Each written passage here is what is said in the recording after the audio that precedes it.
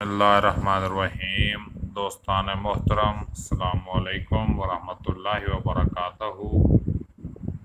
मसनवी मौलाना room को पढ़ने का जो सिलसिला हमने शुरू किया है, उसमें हम मौलाना रूमी का तारुफ और उनके हालात ज़िंदगी पेश कर रहे हैं। तो इस सिलसिले में आपसे तावन की अपील है और ये गुजारिश है कि मेरा चैनल सब्सक्राइब करें और इन वीडियोस को देखते रहें ताकि मैं आपके लिए ज़्यादा से ज़्यादा मालूमाती चीज़ें लेकर आ सकूँ। तो सबसे पहले मैं अपने बारे में बता दूँ तो मैं हूँ प्रोफेसर खिज़र अब्बास, सदर शोबा Urdu, government graduate college Faisalabad. तो पंजाब यूनिवर्सिटी से मैंने एम.ए. उर्दू किया। इसके अलावा फ़ारसी और अरबी में मुझे बड़ी दिलचस्पी है और मौलाना रूम के अलावा दूसरे फ़ारसी शोरा का भी मुताला किया है।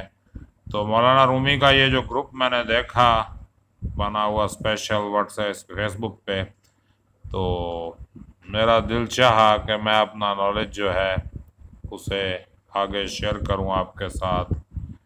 तो ये एक मुगालता और उसका अदाला पेश कर रहे हैं शम्स तबरेज़ के हवाले से कि शम्स तबरेज़ी जो मौलाना रूम के पीर हैं, उनके कुछ हालात हमने सुपुर्द कलम किए हैं। उनका अंजाम क्या हुआ, खुद वफात पाई या शहीद किए गए, इस बारे में हम मुख्तलिफ बातें तहरीर कर चुके हैं। उनकी कब्र के बारे में मुख्तलिफ रिवायात हैं, लेकिन यह तय है कि हिंदुस्तान से उनकी कब्र का कोई ताल्लुक़ नहीं। एक मशहूर कब्र शम्स तबरेज़ के नाम से मुल्तान के इलाके में मौजूद है। वो यकीनन उन शम्स तबरेज़ की नहीं है जो मौलाना रूम के पीर थे, इसलिए कि ये बुज़ुर्ग 7वीं सदी के थे और हिंदुस्तान में जो साहब मदफून है ये 10वीं 11वीं सदी के। इस सिलसिला में हम ख्वाजा हसन निज़ामी देलवी मरहूम की वो इबारत नकल करते हैं जो मुंशी मोहम्मदुद्दीन फ़ौक ने हालात शम्स तबरेज़ नामी किताब में निज़ामुल मशाइख के हवाले से नकल की। हज़रत शम्स मौलाना रूम के पीर के वालिद की निस्बत बयान किया गया है कि वो फ़िरका इस्माइलिया से ताल्लुक़ रखते थे। हज़रत शम्स ने यह मज़हब तर्क कर दिया था। मुझको इस दावे के कबूल करने में तामुल है क्योंकि इस्माइली फ़िरके से ताल्लुक़ रखने वाले शम्स दूसरे गुजरे हैं जिनका मज़ार मुल्तान में है।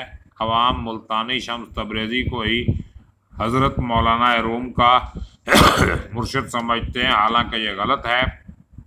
यूरोपियन मौरखीन को गालिबन इसी रिवायत की वजह से गलत फहमी हुई है। मुल्तानी शम्स तबरेज़ को 300 बरस का अरसा गुजरा है। ये इस्माइली फ़िरका के दाई बनकर हिंदुस्तान में आए थे। उनके हमरा 2 शख्स और थे, एक का नाम पीर सदरुद्दीन और दूसरे का नाम पीर इमामुद्दीन था। सदरुद्दीन ने अज़लाए सिंध और बम्बई में दावत शुरू की और इमामुद्दीन ने गुजरात और काठियावाड़ में। शमसुद्दीन सीधे पंजाब चले आए और यहाँ अपना मिशन जारी किया।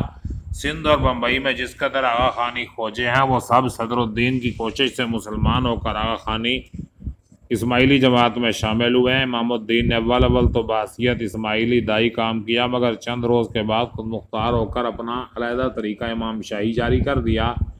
इमाम शाही तरीका के असूल भी करीब करीब इस्माइली थे, लेकिन वो खुद अपने तईन नायब इमाम और मजहर ज़ात मौला अली बयान करते थे।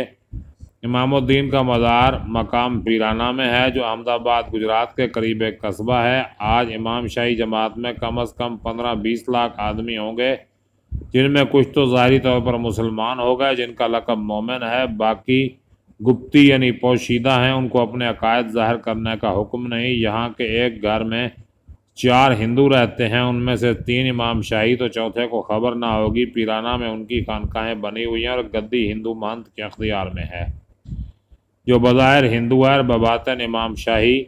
उस महंत के सैकड़ों दाई हिंदुआना लिबास में अपने मिशन को फैलाने और जमात से उशर और नज़र न्याज वसूल करने के लिए दौरे करते रहते हैं। महंत पीर इमामुद्दीन की औलाद में इस उशर और नज़र न्याज से माकूल हिस्सा तकसीम करके बाकी खानकाह के अखराजात में सर्फ कर देता है। इस खानकाह में जिन्याऊ की दरगाह बनी हुई है, जो गुप्ती ज़ाहिरी तरीक़ से मुसलमान होना चाहते हैं वो अपना जिन्याऊ इस दरगाह में चढ़ाकर मुसलमान हो जाते हैं और फिर उनको मोमिन का लक़ब मिल जाता है। शमसुद्दीन तबरेज़ी ने, जिनका मज़ार मुल्तान में है, पंजाब के कहारों और सुनारों में अपना तरीका राइज किया और लोगों को शमसी हिंदू का लक़ब दिया। शमसी हिंदू बराह रास्त आगा खान के मोतक़िद बनाए गए हैं। और सालाना नजर नियाज अब तक आगा खान ही को देते हैं। उनकी तादाद 30 लाख के करीब सूबा पंजाब में है। मुल्तानी शम्स तबरेज़ी ने किन तरीक़ों से अपना अकीदा फैलाया और कैसे कैसे अजीब व गरीब वाक़यात अवाम की ज़ुबानों पर उनकी निस्बत मशहूर है, उनको लिखने को एक अलहदा मज़मून की ज़रूरत है। बिलफ़ेल ये बताना मकसूद है कि हज़रत शम्स तबरेज़ी मौलाना रूम के पीर को इस्माइली गिरोह से कोई ताल्लुक़ नहीं। इस्माइली शम्स तबरेज़ मुल्तान में और मौलाना वाले शम्स तबरेज़ से सैकड़ों बरस बाद हुए हैं। सलाहुद्दीन ज़रकोब कौन थे जी? शम्स तबरेज़ की जुदाई के बाद मौलाना पर सुकर की कैफियत तारी होने लगी। सुकर वो कैफियत होती है जिसमें दरवेश का दिमाग जो है वो बराबर सही तरीके से काम नहीं करता, यानी जज्ब के आलम में होता है। इस तराब में पाबजोला रहते थे। एक दिन सलाहुद्दीन ज़रकोब की दुकान के सामने से गुजर रहे थे और वह चांदी के वर्क कूट रहे थे। मौलाना पर उनके हथौड़े की आवाज़ ने समा का असर पैदा कर दिया। वहीं खड़े हो गए और वजिद की हालत तारी हो गई। थोड़ी देर बाद सलाहुद्दीन भी ज़रकोबी का शगल चुगल छोड़कर मौलाना से बगलगीर हो गए। मौलाना ये शेर पढ़ रहे थे, यके गंजे पदीद आमद अजी दुकान ज़रकूबी जहे सूरत जहे मानी जहे खूबी जहे खूबी।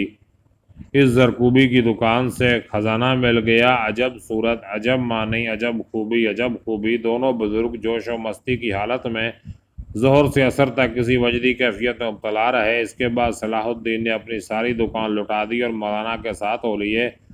सलाहुद्दीन पहले भी साहिब हाल बुजुर्ग थे। सैयद बुरहानुद्दीन मुहक्किक से बैत थे। इस तरह पर मौलाना के हम उस्ताद थे। मौलाना को सलाहुद्दीन की सोबत में सुकून आने लगा और मौलाना की और सलाहुद्दीन की सोबतें गर्म होने लगीं। 9 बरस तक इन सोबतों का सिलसिला जारी रहा।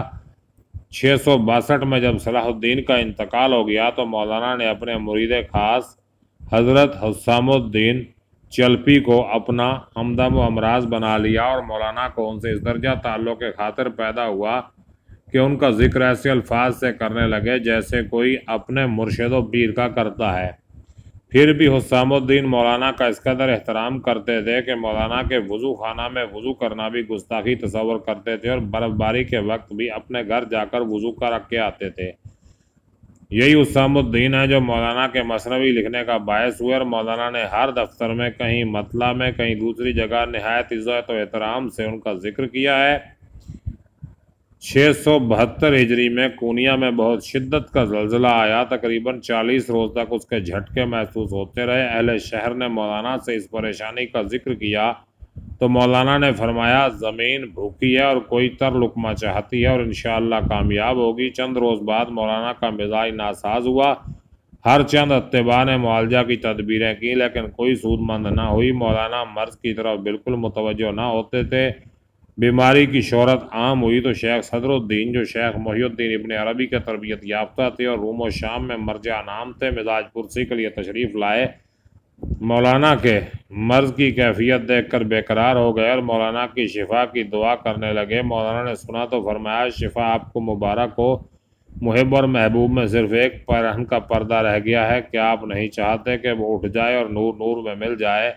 इस पर शेख रोते हुए उठकर चले गए और समझ गए कि अब मौलाना का दमे वापसी है। चुनाचे यकशंबा के दिन 5 जमादियुस्सानी 672 को मगरब के वक्त मौलाना हर मजहब व मिलत के लाखों इंसानों को रोता हुआ छोड़कर आलम आखिरत की तरफ रवाना हो गए और कुनिया की पाक सरजमीन में हमेशा के लिए रूपोश हो गए।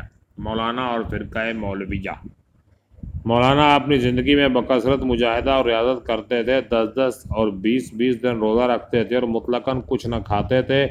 नमाज का वक्त आता तो फ़ौरन किबला रुख हो जाते और चेहरे का रंग बदल जाता। नमाज में इस दर्जा इस्तगराक होता था कि बकौर सिपह सलार अक्सर इशा के बाद 2 रकअत नफल की नीयत बांधते थे और इन्हीं 2 रकअतों में सुबह कर देते थे। खुद मौलाना ने अपनी एक गज़ल के मक्ता में अपनी नमाज की इस्तगराकी कैफियत को बयान किया है कि बखुदा खबर न दारम चु नमाज मी गुजारम के तमाम शुद रकूए के इमाम शुद फलाने, कि जब मैं नमाज पढ़ता हूँ खुदा की कसम मुझे ये नहीं मालूम रहता कि रकू पूरा हो गया और इमाम कौन है। एक रोज़ नमाज में इस कदर रोए कि तमाम चेहरा और दाढ़ी आंसुओं से तर हो गई और सरमाई शिद्दत की वजह से आंसू जमकर यख हो गए। बसा औकात मौलाना पर शुक्र की कैफियत तारी होती थी तो उस हालत में शरीयत के ज़ाहरी अहकाम का होश न रहता था। बैठे बैठे यकबारगी उठ खड़े होते और रक्स करने लगते थे। कभी खामोशी से किसी वीराने की तरफ निकल खड़े होते। हफ्तों की तलाश के बाद मुरीदों को मिलते। समा की मजलिस में कई कई दिन मदहोशी की हालत में गुजर जाते थे। रास्ता चलते कोई आवाज़ कान में पड़ती तो बसा औकात वजद की कैफियत तारी हो जाती। समा की मजलिसों में अक्सर अपने कपड़े उतार कर कव्वालों को नज़र कर देते।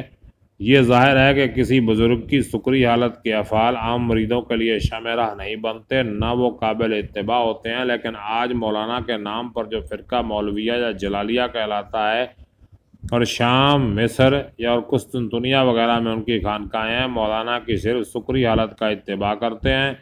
ख़ास किस्म का लिबास पहनते हैं, ख़ास किस्म का रक्स उनके हलकों में होता है। शरीयत और उसके अहकाम से दूर, उनसे नाबल्द रहते हैं। शाह अबू अली कलंदर पानीपती रहमतुल्लाह अलैह भी एक अरसा दराज तक मौलाना की सोबत में रहे और हिंदुस्तान का फ़िरका कलंदरिया भी एक दर्जा में मौलाना की तरफ मंसूब होता है। तो आगे जो है इंशाअल्लाह मौलाना की तसानीफ़ पर बात करेंगे। आज के लिए इतना ही। फ़िलहाल मुझे इजाज़त दीजिए। अपना ख्याल रखिएगा। अल्लाह हाफिज़।